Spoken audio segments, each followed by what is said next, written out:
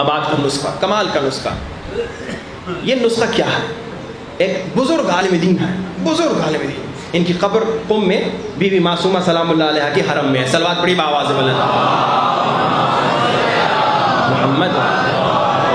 آیت اللہ سید عبد الکریم کشمیری، سید بزرگ عالم تھے، اور ان کو اللہ نے ماشاءاللہ علم غیب کی طاقت دی تھی. ان کے پاس علم غیب کی طاقت آ چکی تھی کیونکہ عارف تھے. عرفا کے پاس میں نے اکثر سنایا ہے عارف کے پاس عجیب و غریب طاقتیں ہوتی ہیں. یعنی ہم ابھی یہاں سے کربلا جانے چاہیں ویزا لیں گے، فلائٹ لیں گے، نجف جائیں گے، پھر وہاں سے پیدل جائیں گے یا گاڑی میں جائیں گے، تب کربلا پہنچیں گے. مگر عارف کو اللہ طی الارض کی طاقت دیتا ہے. یہاں بیٹھا، یہاں ارادہ کیا، کربلا پہنچ گیا. اگر انشاءاللہ وقت رہا ایک دن میں آیت اللہ بہلول کا واقعہ سناؤں گا، جنہوں نے خود تو طی الارض کے ذریعے سے زیارت کی کربلا کی، ایک مومن کو بھی زیارت کے لیے لے گئے. کمال کا واقعہ ہے انشاءاللہ، اگر یاد رہا ضرور آپ کو. تو عرفا کو اللہ یہ طاقت کیوں دیتا ہے یہ بھی سنتے جائیے. ایک عارف کو اللہ طاقت اتنی بڑی کیوں دیتا ہے؟ کیونکہ عارف کی زندگی کا مقصد نہ طی الارض ہوتا ہے نہ علم غیب ہوتا ہے. عارف کی زندگی کا مقصد بس خدا ہوتا ہے. کہ کہتے ہیں عارف از خدا جز خدا چیزی نمی خواہد.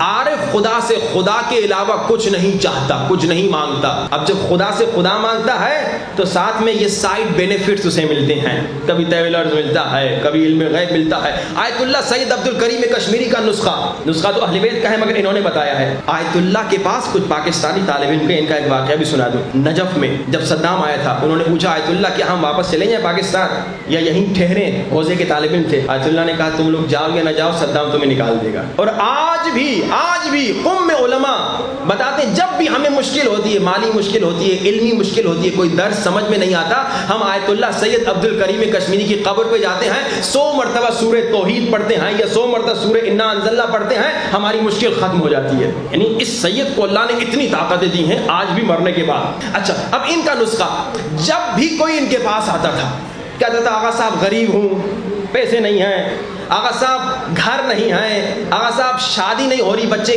کی کوئی نسخہ بتائیے.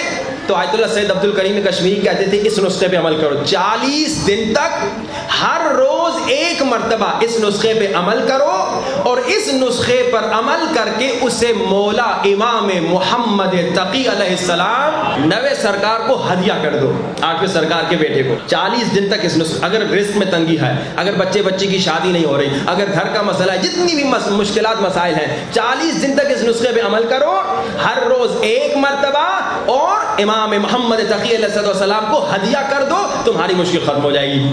اچھا اب نسخہ ایک ہے، طریقے الگ الگ ہیں. وہی نسخہ دوسرا طریقہ شیخ بہائی لبنان کے بہت بزرگ عالم ہیں.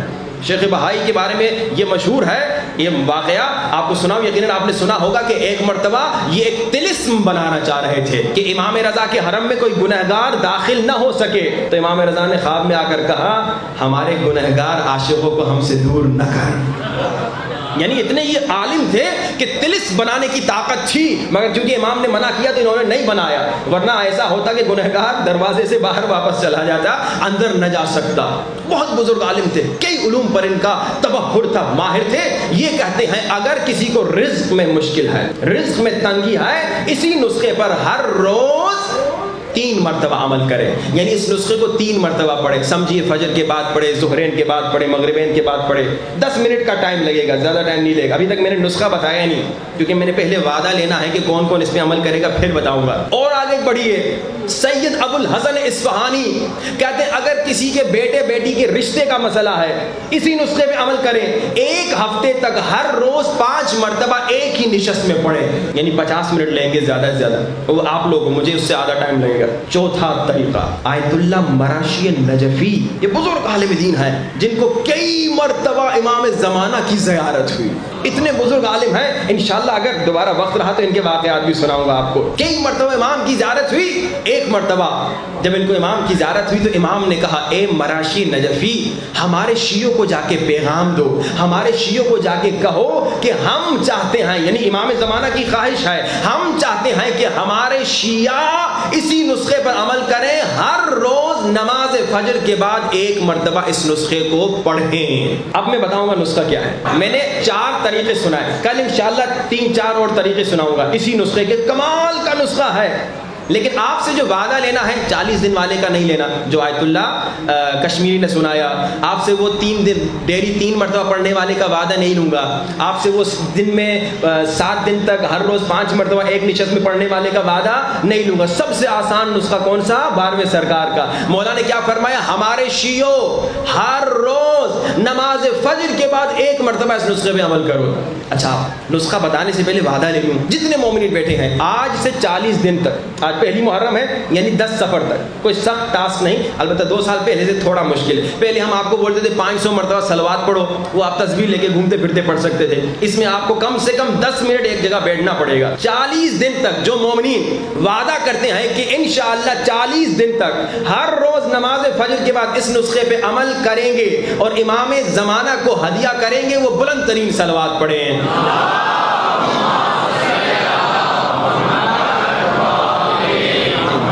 چلو میں ایک اور انداز سے وعدہ لیتا ہوں. اچھا یہ پہلے سن لیجئے مومن کبھی وعدہ خلافی نہیں کرتا. لا دین لمن لا عہد لہ، وہ بے دین ہے جو بے وعدہ ہے، جو وعدہ خلاف ہے وہ بے دین ہے. تو مومنین آپ سب وعدہ خلافی بھی نہیں کریں گے. اب وہ مومنین جو وعدہ دیتے ہیں کہ انشاءاللہ آئندہ 40 دن تک ہر روز نماز فجر کے بعد اس نسخے پر عمل کریں گے اور امام کو ہدیہ کریں گے، 10 منٹ کا ٹائم لگے گا، زیادہ نہیں لگے گا. اس نسخے پہ عمل کریں گے اور امام کو ہدیہ دیں گے انشاءاللہ، وہ ہاتھ اٹھا کے وعدہ دیں تاکہ مجھے پکا اندازہ ہو جائے کہ کتنے % مومنین. یہ تقریباً 60-70% مومنین وعدہ دے چکے ہیں. صلوات پڑھیے باواز والا محمد وعجل. اچھا ایک تو مومن وعدہ دے کے وعدہ نہیں توڑتا. کل میں پوچھوں گا، ہاتھ اٹھواؤں گا کون پڑھ کے آیا، تو مومن جھوٹ بھی نہیں بولے گا. تو جس نے نہیں پڑھی ہوگی وہ وہیں پہ پتہ چل جائے گا.